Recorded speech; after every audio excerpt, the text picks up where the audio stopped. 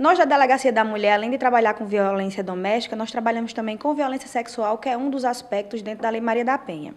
Então, todos os crimes sexuais que ocorrem em Sousa é de nossa competência. Então, veja bem, esse ano de 2016 está sendo um ano muito complicado em relação a crimes sexuais. Ano passado, em 2015, nós tivemos 8 crimes de estupro durante o ano.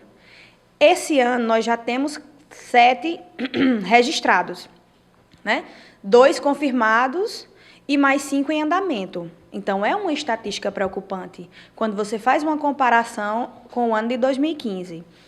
O que é interessante de saber sobre esse tipo de crime? Então, o crime de estupro ele pode ter 2 vertentes. Ele pode ser tanto considerado estupro normal, que é aquele que usa violência ou grave ameaça, onde as vítimas podem ser de qualquer idade, como também temos o estupro de vulnerável, que são pessoas que têm alguma vulnerabilidade.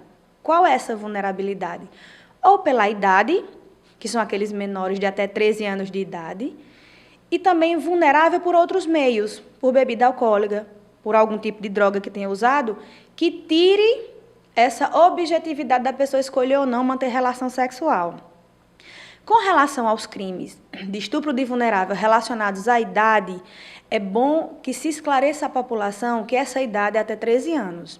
A idade sexual brasileira é 14, ou seja, a partir dos 14 anos, a menino, ou quem quer que seja, já tem liberdade sexual de escolher se quer manter a relação ou não. Então, se ele quiser, se a relação for consentida após os 14 anos, o fato é atípico. Claro, se ele for maior de 14 anos, a relação for forçada, a gente tem um estupro. Se for menor de 13 anos, independente da vontade, do consentimento, a vulnerabilidade está presente pela idade, então independe o consentimento.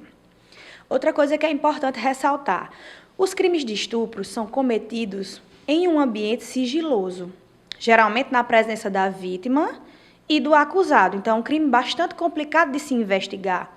Então, se a vítima não vier até a delegacia, ou os parentes ou a família perceber a diferença na vítima, é um caso muito complicado.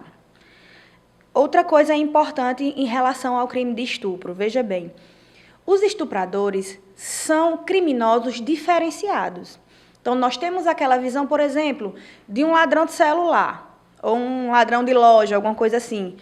Nós vemos que as características são parecidas. Os agressores sexuais são diferentes. Então, geralmente, são pessoas na sociedade de bem, são pessoas acima de qualquer suspeita. Então, são pessoas diferentes. Na maioria das vezes, não tem nenhuma passagem pela polícia. Então, isso dificulta ainda mais um crime que já é difícil por ser sigiloso.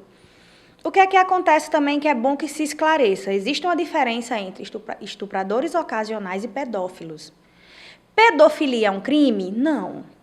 Pedofilia é um distúrbio sexual. É uma parafilia, como se chama na linguagem formal. O que é que isso quer dizer? Então, existem estupradores eventuais que não têm uma tendência a gostar de crianças, mas aquela hora foi oportuno para ele. E existem os pedófilos, que são pessoas que têm desejo sexual apenas por crianças. Significa que todo estuprador é um pedófilo? Não. Significa que todo pedófilo vai ser um estuprador? Também não.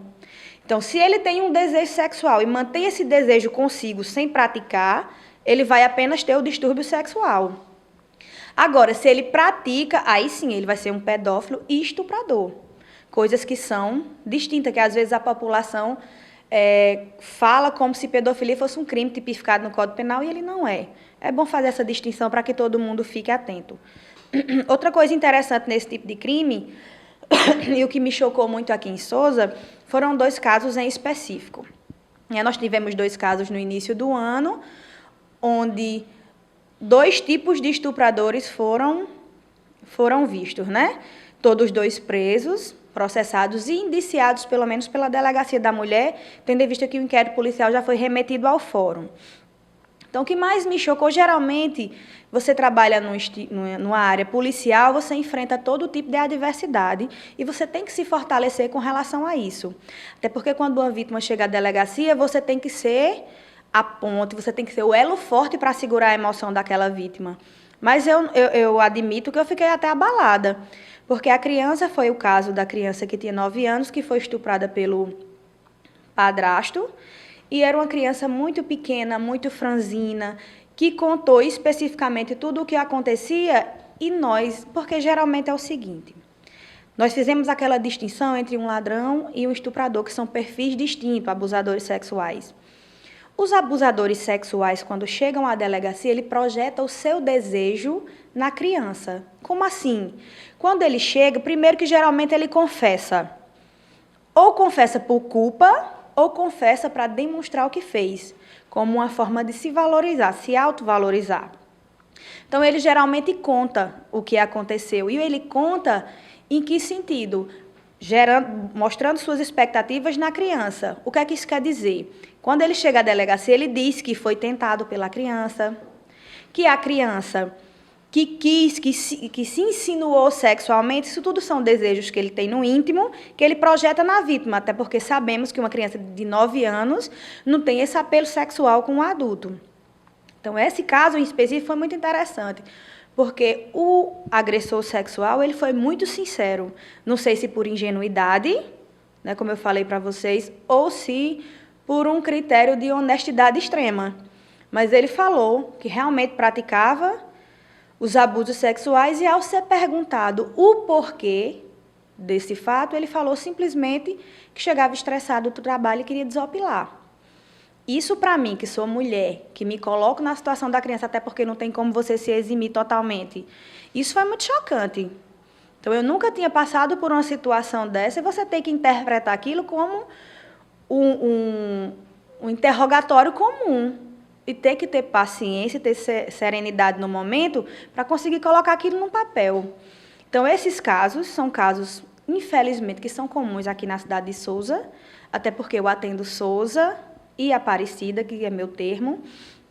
Infelizmente, fazendo a comparação com o ano 2015, esse ano está sendo muito complicado nesse sentido, e é necessário esse meio de comunicação, que é muito importante. Agradecer a Charley e a Afonso pela participação. Por quê? Porque esses são crimes que eu falei para vocês, são sigilosos, e os abusadores sexuais são fora de suspeita. Então, isso cabe à família, isso cabe à escola e às pessoas que têm contato com as vítimas para perceber a sutileza do seu sofrimento.